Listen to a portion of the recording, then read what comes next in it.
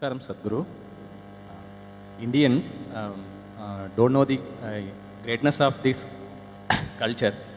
How to bring back the pride, Sadhguru? I think one thing we have to do is rewrite a more responsible history of what has happened in this land for a long time. Not in the last 3,000 years, not in the 1400 years. What people in this land have done for a long time has to be brought back. In other countries, people are studying this. If you go to…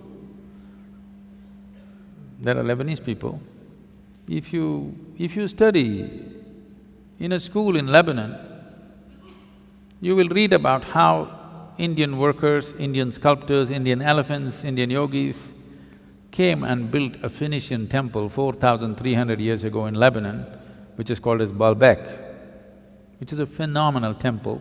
4,300 years ago, some of the foundation stones are over 300 tons and there is no granite in Lebanon. They transported it all the way from Egypt, across the canal and up the mountain and put it up there. Indian elephants, workers and sculptors worked. The proof, there is enough proof, but one proof is visually hanging there is lotuses in the ceiling.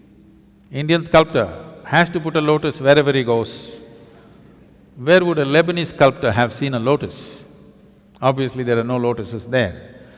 So, how many Indian children forget about children, how many Indian grown-ups have heard about this? No. The Tamil kings went and built Angkor Thom and Angkor Wat in Cambodia. Angkor Thom is the largest religious building on this planet. The intricacy and the engineering, the sheer design and engineering of how these temples are built, if you go and see, you will feel proud of being a human being, because if human beings can think something like this 1,000 years ago and manifest it, it is too much. This was done by the Tamil kings, most of the work done by probably the Tamil labor. From first standard to 12th standard, does any Tamil child even read a line about this in their history book? No.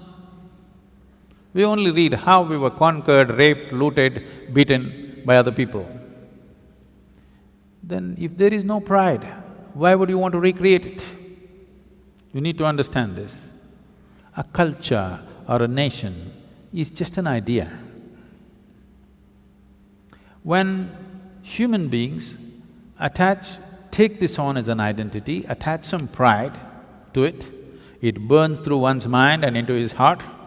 Now he wants to protect it, rise it, keep it clean, keep it wonderful. If you do not build pride into it, then people will want to avoid it.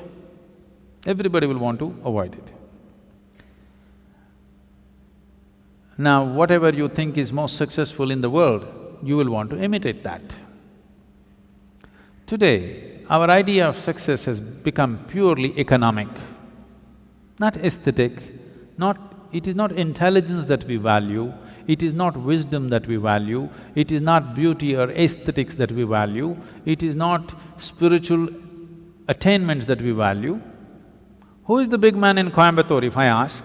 People will only name the richest man in the town. They will not name the wisest man in town, the most beautiful man in town, most meditative man in town. No, the richest man in town is the biggest man. So who is the biggest whatever?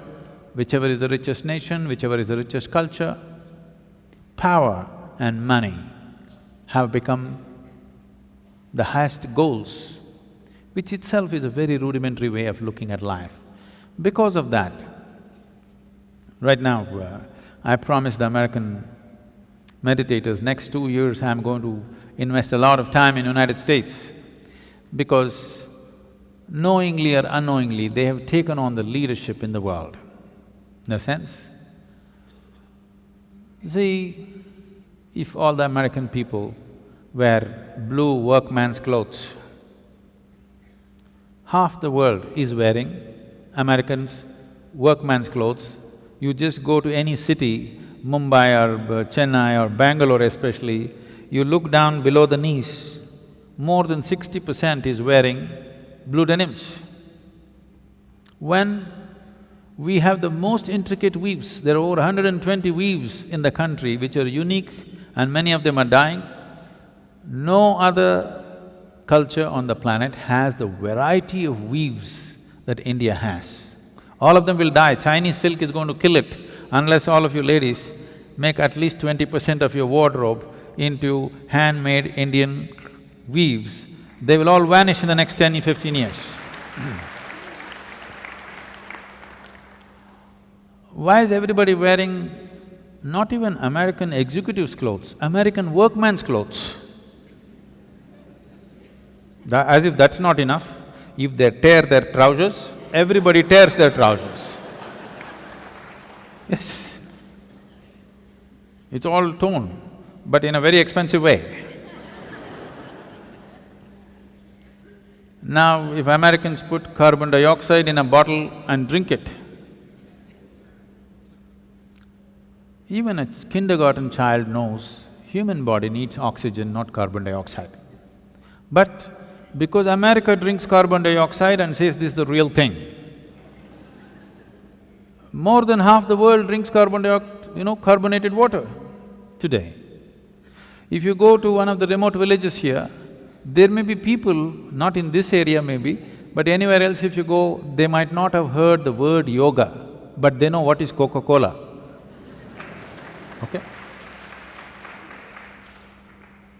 So, I thought if Americans tear their trousers, everybody tears, Americans wear their pants down in their seat, everybody does the same thing, Americans drink carbon dioxide, everybody does that. So I thought if we can get America to meditate,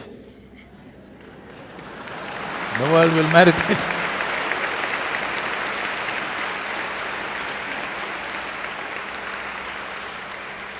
So, we're doing a little bit of a big push in the next 2 years in United States.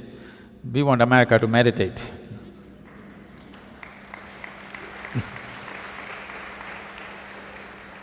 They're kind of getting ready, they're tired of the carbonated water.